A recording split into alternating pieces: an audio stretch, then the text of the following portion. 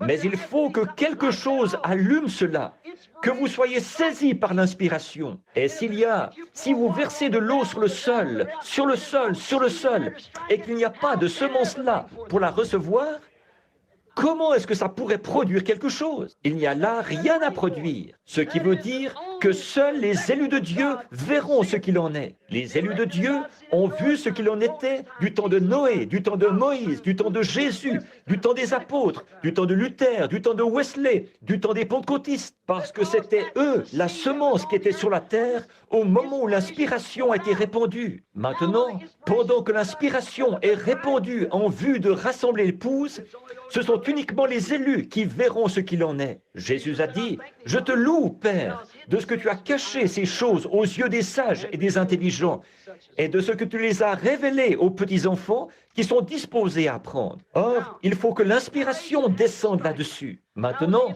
lorsque lui, il a été saisi par l'inspiration, là, ça y était. Il avait ce qu'il fallait alors.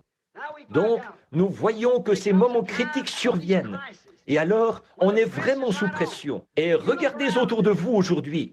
Regardez dans quelle situation nous vivons. N'est-ce pas que nous vivons dans un Sodome et un Gomorrhe contemporain? N'est-ce pas que le monde en est là de nouveau? Ça, c'était le monde des nations qui, à l'époque, a été détruit par le feu. N'est-ce pas que Jésus a dit dans Luc chapitre 17, versets 28, 29 et 30, que ce qui arriva du temps de Sodome arrivera de même à la venue du Fils de l'homme, lorsque le Fils de l'homme se révélera. Qu'est-ce que ça veut dire? Ça se révélera. C'est un secret qui est divulgué, une révélation. C'est de révéler ou de divulguer un secret. Maintenant, ces choses qui avaient été tenues cachées tout au long des âges de l'Église, c'est maintenant le moment où elles sont révélées, divulguées. Bon, nous pourrions dire ça, mais si Dieu ne le confirmait pas, ce serait faux. Voyez-vous, Dieu n'a besoin de personne pour interpréter sa parole. Il est son propre interprète. Il a dit, une vierge concevra, et elle conçut. Il a dit, que la lumière soit, et elle fut. Nous ne vivons pas dans l'âge de Luther, dans l'âge de Wesley, ni dans l'âge pentecôtiste. L'âge pentecôtiste, ce n'était que la restauration des dons qui sont revenus dans l'Église. Mais nous vivons au temps du soir.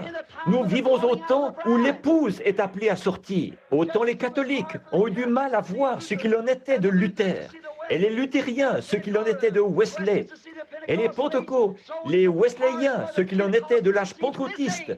Autant les pentecôtistes ont du mal à voir ce qu'il en est de cet âge-ci. Ça s'est toujours passé comme ça, parce que cela est répandu sur une semence élue et sur elle seule.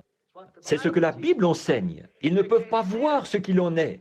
Jésus a même prié pour eux. Il a dit qu'ils étaient aveugles et qu'ils ne le savaient pas. L'Apocalypse nous dit que dans cet âge de l'église de Laodicée, où il a été expulsé de l'église, ils sont nus, pauvres, misérables, aveugles, et ils ne le savent pas. Même chose de nouveau. Ils ne peuvent pas voir ce qu'il en est. Ils ne peuvent pas le comprendre. Ils sont tellement empêtrés dans leur tradition.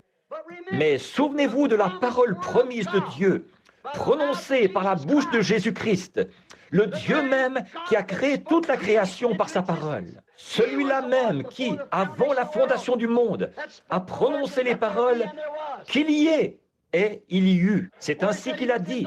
Il était dans le monde et le monde a été fait par lui. Et le monde ne l'a pas connu. Mais à tous ceux qui l'ont connu, il a donné le pouvoir de devenir enfants de Dieu.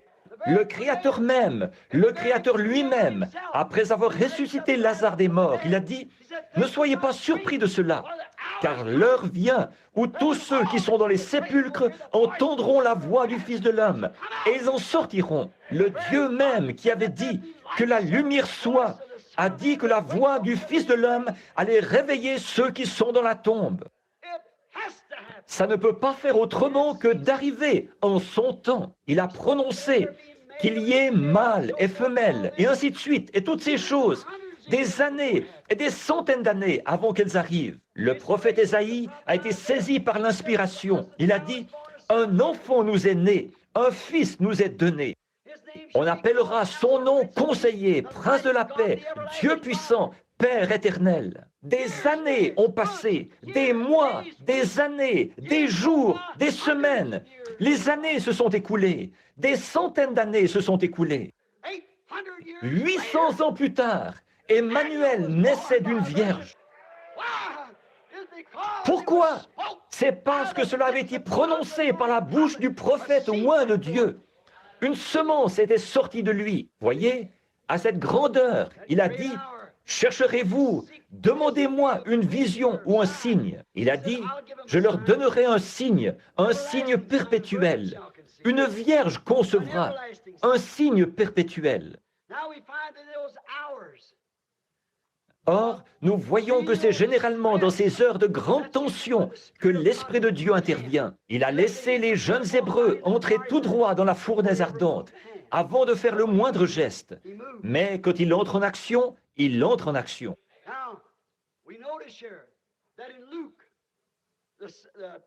Donc, nous remarquons ici, dans Luc, au chapitre 17 et au verset 30, qu'il a dit que dans les derniers jours, le Fils de l'homme se révélerait, comme il l'avait fait juste avant Sodome et Gomorrhe, et que la même situation existerait. Il a parlé de Moïse, non pas de Moïse, mais de Noé, que les gens mangeaient, buvaient, et ainsi de suite, se mariaient et mariaient leurs enfants.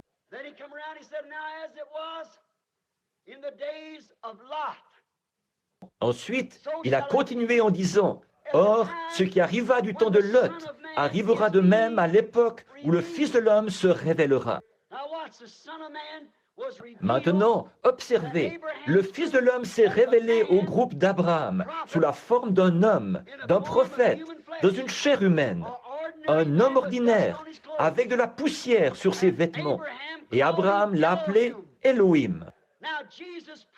Jésus, ici, il promet que dans les derniers jours, le Fils de l'homme se révélera de nouveau au groupe de cette même espèce, à la semence royale d'Abraham, juste avant que le feu tombe. Souvenez-vous, l'Église n'a plus jamais reçu un seul autre témoin de cela. Abraham et les autres n'en ont plus reçu. Le Fils promis qu'ils attendaient est arrivé juste après ça. L'Église attend le Fils promis, et il viendra juste après les jours de ce ministère. Il se révélera des cieux. Nous le voyons, on ne peut plus clairement, là. Ça ne peut pas faire autrement que d'arriver. Maintenant, tout ce qu'il faut, c'est qu'il y ait une pulsation, quelque chose qui pénètre un homme.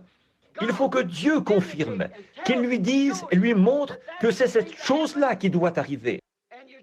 Et que vous allez, comme dans le cas de Moïse, il ne voulait pas délivrer ces gens, mais Dieu lui a parlé dans un buisson ardent. Il ne voulait pas y aller, mais il lui a fallu y aller. Moïse avait entendu dire qu'il était le grand Jéhovah, mais là, il a pu le voir. Il était sous forme d'une colonne de feu. J'avais entendu parler de toi, mais maintenant, je t'ai vu. Dans quoi a-t-il été vu? Dans sa parole confirmée. Dieu avait dit à Abraham que son peuple séjournerait dans un pays étranger pendant 400 ans, mais qu'il les en ferait sortir par sa main puissante. Et remarquez, ce buisson ardent a confirmé ce que le prophète Abraham avait annoncé. Moïse a dit, « J'avais entendu parler de cela, mais maintenant je l'ai vu. » Maintenant, nous avons entendu dire que dans les derniers jours, le Fils de l'homme viendrait au milieu de son peuple et qu'il se révélerait aux gens de la même manière qu'il l'avait fait juste avant la destruction de Sodome. Le Fils de l'homme, qu'est-ce qu'il a fait? Il a décelé les secrets du cœur de Sarah et il a aussi donné la promesse à Abraham. Abraham avait entendu la voix de Dieu. Peut-être qu'il l'avait vue par différents moyens. Je ne sais pas quels moyens il utilisait pour lui parler, soit par des songes ou par des prophéties. Mais cette fois, il l'a vu, lui. J'avais entendu parler de toi. Maintenant, je t'ai vu. Et l'Église a entendu parler de Dieu. Ils ont lu à son sujet ce qu'il a fait et les promesses qu'il a faites. Mais maintenant, nous le voyons de nos yeux. Exactement comme Job. J'avais entendu parler de toi, mais maintenant, je t'ai vu. Oh, c'est bien différent, ça. Moïse, dans cette situation critique, il s'est écrié. Et nous voyons dans l'Exode, au chapitre 14, versets 13 à 16, que Moïse, dans ce moment de grande tension, là, avec les enfants d'Israël, il a été saisi par l'inspiration et il a dit ce qu'il devait dire, sans se rendre compte qu'il l'avait dit. Voyez-vous, restez en place et regardez la délivrance que Dieu va vous accorder. Dieu ne lui avait pas encore parlé. Voyez-vous, il a été saisi par l'inspiration. Il disait, « Pourquoi nous as-tu emmenés ici? Nous aurions dû mourir en Égypte. Est-ce parce qu'il n'y avait pas de sépulcre là-bas? Tu nous as emmenés ici pour nous y faire mourir? Nous aurions pu vivre en paix, comme esclaves, jusqu'à notre mort.